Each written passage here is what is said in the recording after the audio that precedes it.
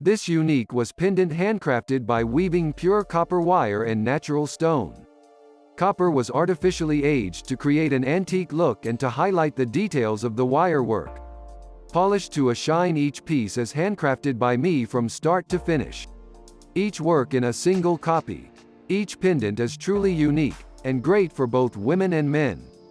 For the pendant, I used natural copper wire with a thickness of 1 mm for the base and 0.4 mm for the weaving. I like to use natural copper wire. I really like the natural, warm color of the copper. It is possible to change the color tone of copper by patination. After the piece is finished, the copper is patinated, to make it look older, then polished, so that the piece has the so-called effect of antique jewelry or accessories. It will start to play with shadows and light after that. In my wire jewelry making practice, I often use natural stones. And not just any natural stones, but stones of volcanic origin. Such stones are hard and it is difficult to accidentally damage them when working with wire with a metal tool. When polishing the wire, the stone is not damaged either.